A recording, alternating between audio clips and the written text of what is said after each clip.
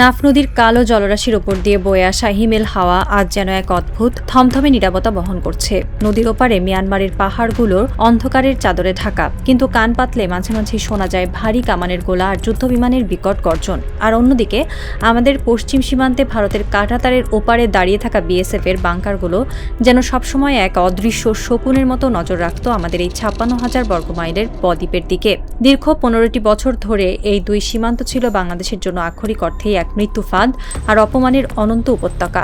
একদিকে ভারতের বর্ডার গার্ডরা কথায় কথায় আমাদের নিরীহ মানুষদের পাখির মতো গুলি করে মারত, আর অন্যদিকে মিয়ানমার সুযোগ পেলেই তাদের দেশের বোঝা লাখ লাখ রোহিঙ্গাকে আমাদের ঘাড়ে চাপিয়ে দিয়ে চরম চালাকি করত। স্বৈরাচারী শেখ হাসিনা সেই 15 বছরের শাসনামলে ভারত আর মিয়ানমার ঢাকাকে রীতিমতো নিজেদের হাতের পুতুল বানিয়ে রেখেছিল। দিল্লির সাউথ ব্লক বা মিয়ানমারের জান্তা যা বলতো, ঢাকা তখন মুখ বুজে সব মেনে নিত। এই সমস্ত চরম ভুলের কারণে, এই নতজন পররাষ্ট্রনীতির কারণে পদে পদে দেশকে দিতে হয়েছে বিশাল খেসারত। কিন্তু পৃথিবীর কোনো অন্ধকারই চিরস্থায়ী নয়। 2024 সালের জুলাই আগস্টের সেই রক্তস্নাত গণ অভ্যুত্থানের পর এই দেশের ভূ রাজনৈতিক দৃশ্যপট পুরোপুরি উল্টে গেছে। 2026 সালের নির্বাচনের পর প্রধানমন্ত্রী তারেক রহমান ক্ষমতা গ্রহণের পর থেকেই চারিদিকে রীতিমতো কাঁপন ধরিয়ে দিয়েছেন। তিনি কোনো ফাঁকা বুলি আওড়ান না, কোনো সস্তা রাজনৈতিক নাটক করেননি। তিনি এমন এক মাস্টার স্ট্রোক বা জাদুকরি চাল চেলেছেন যা দেখে ভারত এবং মিয়ানমার উভয় দেশের অহংকার এক নিমিষেই ধুলোয় মিশে গেছে। তারেক সরকার কড়া ভাষায় পুরো বিশ্বকে বুঝিয়ে দিয়েছেন, আগের মতো সামান্য ধমক দিয়ে আর পার পাওয়ার কোনো সুযোগ নেই। তারেকের বাংলায় এখন আর কারো দাদাগিরি চলবে না। আর এই দাদাগিরি চিরতরে স্তব্ধ করার জন্য তিনি যে নীল নকশাটি বাস্তবায়ন করতে যাচ্ছেন তা হলো সীমান্তের বুকে 108 কিলোমিটার দীর্ঘ এক দুর্ভেদ্য লৌহ প্রাচীর বা কাঁটাতারের বেড়া। এই এক চালেই কিভাবে দুই দেশের অহংকার ধুলোয় মিশে গেল, আর এই বেড়া নির্মাণের পেছনে ঢাকার আসল মাস্টার প্ল্যানটা কি? চলুন ভূ রাজনীতির এই শ্বাসরুদ্ধকর থ্রিলারের একেবারে গভীরে প্রবেশ করি। বাংলাদেশ আর মিয়ানমারের মাঝে মোট 271 কিলোমিটারের এক বিশাল এবং অত্যন্ত দুর্গম পাহাড়ি সীমানা রয়েছে। কিন্তু এই বিশাল সীমানার মধ্যে সবচেয়ে বেশি বিপদের জায়গা হলো নির্দিষ্ট একটি 108 কিলোমিটারের এলাকা। ঠিক এই গলার কাটা হয়ে থাকা 108 কিলোমিটার জায়গাতেই এবার বিশাল, মজবুত এবং অত্যাধুনিক কাঁটাতারের বেড়া বসানোর কাজ পুরোদমে শুরু করে দিয়েছে তারেক সরকার। আর এই খবর শোনার পর থেকেই ভারতের মোদী প্রশাসন আর মিয়ানমারের জান্তা বাহিনীর আক্ষরিক অর্থেই হাওয়া টাইট অবস্থা। কেন ভারত এত ভয় পাচ্ছে? এতদিন আমরা দেখেছি কিভাবে মোদী সরকার বাংলাদেশের চারিদিকে কাঁটাতার বসিয়ে ঢাকাকে বোকা বানানোর বিশাল ফন্দি এঁটেছিল। তারা ভেবেছিল বাংলাদেশকে চারদিক থেকে ঘিরে ফেলে তারা নিজেদের ইচ্ছামতো ছড়ি ঘোরাবে। মোদী প্রশাসন বারবার চেষ্টা করেছে ভারতের নিজেদের নাগরিকদের জোর করে বাঙালি সাজিয়ে রাতের অন্ধকারে ঢাকার ঘাড়ে চাপিয়ে দিতে। বিশেষ করে ভারতের পশ্চিমবঙ্গে মোদীর ছায়াসঙ্গী খ্যাত উগ্র হিন্দুত্ববাদী নেতা শুভেন্দু অধিকারী ক্ষমতায় বসার পর থেকেই কাঁটাতারের বেড়া আর মানুষ ঢোকানোর ভয় দেখিয়ে গলাবাজি কম করেননি। শুভেন্দু অধিকারী কথায় কথায় অনুপ্রবেশকারীর যুদ্ধ দেখিয়ে, পুশিনের ভয় দেখিয়ে নিজেদের রাজনৈতিক ফায়দা লোটার চেষ্টা চালিয়েছেন। এই দাদাবাবুরা ভেবেছিলেন আগের মতো একটু চোখ রাঙানি দিলেই ঢাকা ভয়ে কাঁপবে। তারা ভেবেছিলেন একটু ধমক দিলেই বাংলাদেশ তাদের সব অন্যায় আবদার মেনে নেবে। কিন্তু এবার আর সেই পুরনো হিসাব কোনোভাবেই মিলছে না। প্রধানমন্ত্রী তারেক রহমান এমন এক কঠিন ঝামা ঘষে দিয়েছেন যে মোদী প্রশাসন আর শুভেন্দু অধিকারীর সব মাতব্বরই এক নিমিষে চুপসে গেছে। তারেকের বাংলায় অন্য দেশের মানুষ জোর করে ঢোকানোর নাটক পুরোপুরি খতম করে দিয়েছে ঢাকা। শুভেন্দু অধিকারীর সব চালাকি এখন মাটিতে মিশে গেছে। মোদী সরকারকে রীতিমতো নাকানি চুপানি খাইয়ে তারেক রহমান কড়া ভাষায় বুঝিয়ে দিয়েছেন অন্যের ঘাড়ে নিজেদের বোঝা চাপানোর দিন একেবারে শেষ। যারা এতদিন ঢাকাকে ইচ্ছামতো নাচিয়ে ছাড়ছে বলে বড়াই করত, তারা এখন চরম বেকায়দায় পড়ে ঘোল খাচ্ছে। তারেক সাহেবের এই এক চালেই ভারতের সব কূটকৌশলের ছক একেবারে আটকে গেছে। ভারতের দাদাগিরি খতম করার পর এবার তারেক সরকারের কড়া নজর পড়েছে দক্ষিণ পূর্ব সীমান্তের দিকে, মিয়ানমারের দিকে। মিয়ানমার সীমান্তের ওপারে এখন চলছে আরেক ভয়াবহ মারামারি। সেখানে মিয়ানমারের সামরিক জান্তা বাহিনী আর আরাকান আর্মির মধ্যে শুরু হয়েছে চরম রক্তক্ষয়ী গোলাগুলি। মিয়ানমারের জান্তা বাহিনী আকাশ থেকে একের পর এক বিমান হামলা চালাচ্ছে। গোলাগুলি আর বোমার বিকট আওয়াজে গোটা সীমান্ত এলাকা চরম উত্তপ্ত হয়ে উঠেছে। সাধারণ মানুষ আতঙ্কে দিন কাটাচ্ছে। আর ঠিক এই বিশাল উত্তেজনার সুযোগে মিয়ানমার নতুন করে আরও এক বিশাল চক্রান্তের জাল বুনছিল।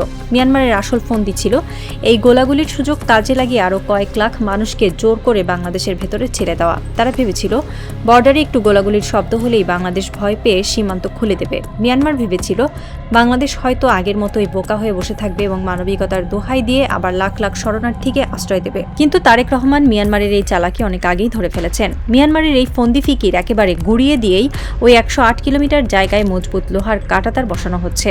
তারেক সাহেব এই এক মাস্টার স্ট্রোক দিয়ে মিয়ানমারের জান্তা বাহিনীর সব স্বপ্ন একেবারে চুরমার করে দিয়েছেন।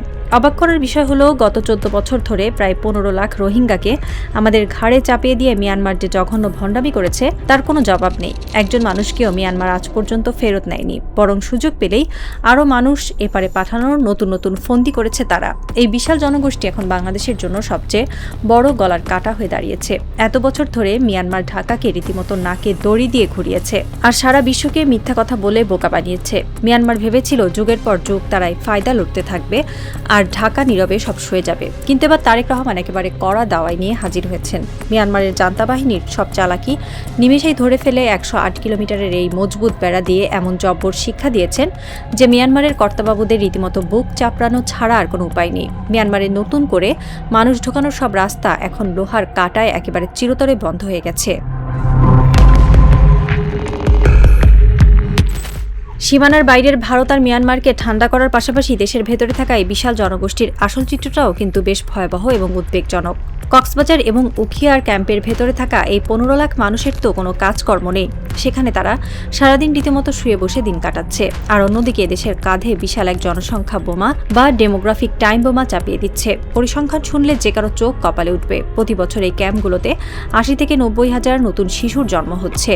জায়গাগুলো যেন এক একটা বাচ্চা তৈরির কারখানায় পরিণত হয়েছে। তারা যেন বাংলাদেশের কোনো নিয়মকানুনের তোয়াক্কা না করে নিজেদের খেয়াল খুশি মতো রাজত্ব চালাচ্ছে। কোনো প্রকার বাধা বা বিধিনিষেধ না থাকায় এই সংখ্যা দিন দিন লাফিয়ে বাড়ছে। এভাবে চলতে থাকলে খুব তাড়াতাড়ি এরা দেশের জন্য এক বিশাল বিপদের কারণ হয়ে দাঁড়াবে।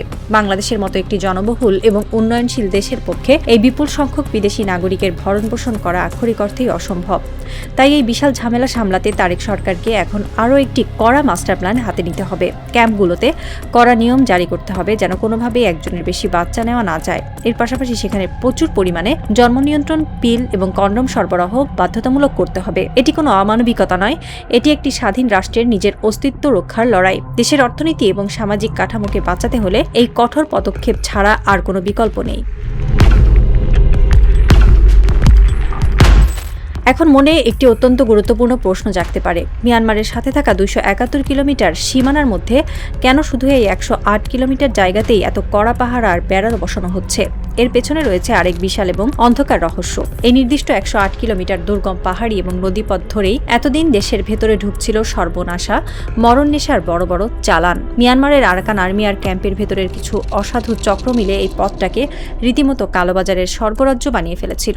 রাস্তায় রাস্তায় বিষাক্ত ইয়াবা আর মাথা নষ্ট করা তরল নেশার সরঞ্জাম পাচার করে বাংলাদেশের যুব সমাজকে পুরোপুরি ধ্বংস করার এক বিশাল কাজ চলছিল এই সীমানা দিয়ে।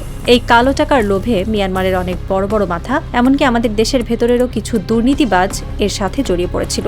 কিন্তু উঁচু আর মজবুত কাঁটাতারের এই বেড়া এখন সেই মরণ নেশা পাচারকারীদের বুকে চরম কাঁপন ধরিয়ে দিয়েছে।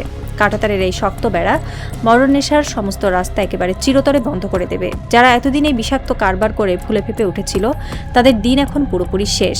বাংলাদেশের যুব সমাজকে বাঁচানোর এই চমৎকার পদক্ষেপে মিয়ানমার পেয়েছে এক চরম দাঁতভাঙা জবাব। মিয়ানমার থেকে আসা বিষাক্ত বড়ির স্রোত এখন বেড়ার কাঁটায় আটকে ছটফট করবে আর এদেশের মাটি একেবারে পরিষ্কার থাকবে। অনেক হয়েছে, এবার আর এক বিন্দুও ছাড় দেওয়া হবে না। এতদিন ভারত আর মিয়ানমার যারা ঢাকার সরলতা ও দুর্বলতা নিয়ে ইচ্ছামতো ছড়ি ঘুরিয়েছে তাদের সময় এখন পুরোপুরি ফুরিয়ে গেছে। স্বৈরাচার হাসিনার আমলের সব ভুল শুধরে ঢাকা এখন সম্পূর্ণ সজাগ এবং সতর্ক। উঁচু এই কাঁটাতারের বেড়া শুধু লোহার কোনো সাধারণ বেড়া নয়, এটি আসলে ভারত আর মিয়ানমারের জন্য এক চরম কড়া বার্তা। এই বার্তার মাধ্যমে প্রধানমন্ত্রী তারেক রহমান স্পষ্ট জানিয়ে দিয়েছেন, বাংলাদেশের 1 ইঞ্চি জায়গাতেও ভারত বা মিয়ানমার কাউকে বিন্দুমাত্র ছাড় দেওয়া হবে না। ভারতের মোদী প্রশাসন থেকে শুরু করে মিয়ানমারের জান্তা বাহিনী সবাই এখন হাড়ে হাড়ে টের পাচ্ছে তারেকের বাংলায় মাতবাড়ি করতে এলে ফলাফল ঠিক কতটা ভয়ঙ্কর হতে পারে। তারেক সরকারের এই কড়া অ্যাকশন প্রমাণ করে দিয়েছে, সঠিক নেতা থাকলে কোনো দেশই আর মাথা নিচু করে থাকে না। নাফ নদীর তীরে আজ হয়তো কোনো চোরাকারবারির নৌকা ভিড়ছে না। শিলিগুড়ি থেকে শুরু করে আরাকানের জঙ্গল পর্যন্ত সব জায়গায় আজ এক অদ্ভুত নীরবতা। কিন্তু এই নীরবতা কোনো শান্তির প্রতীক নয়। এটি হলো একটি পরাক্রমশালী স্বাধীন রাষ্ট্রের জেগে ওঠার পর শত্রুদের হতবিহ্বল হয়ে যাওয়ার নীরবতা। 1000 কিলোমিটার দূরে নয়াদিল্লির সাউথ ব্লকে আজ হয়তো কারো চোখে ঘুম নেই। তাদের গোয়েন্দারা হয়তো পাগলের মতো চেষ্টা করছে ঢাকার এই নতুন মাস্টার প্ল্যানের দুর্বলতা খোঁজার জন্য। তারা বুঝতে পারছে তাদের সে আজ্ঞাবহ পুতুল এখন আর তাদের কথায় উঠে বসে না। ঢাকা এখন নিজের মাটিতে নিজের শর্তের সীমানার প্রাচীর তুলছে। খুব শিগগিরই এই 108 কিলোমিটারের লৌহ প্রাচীর যখন সম্পূর্ণভাবে দাঁড়িয়ে যাবে, তখন তা কেবল একটি সীমানা হবে না, তা হবে পরাধীনতার শেকল ভেঙে বেরিয়ে আসা এক নতুন বাংলাদেশের আত্মমর্যাদার প্রতীক।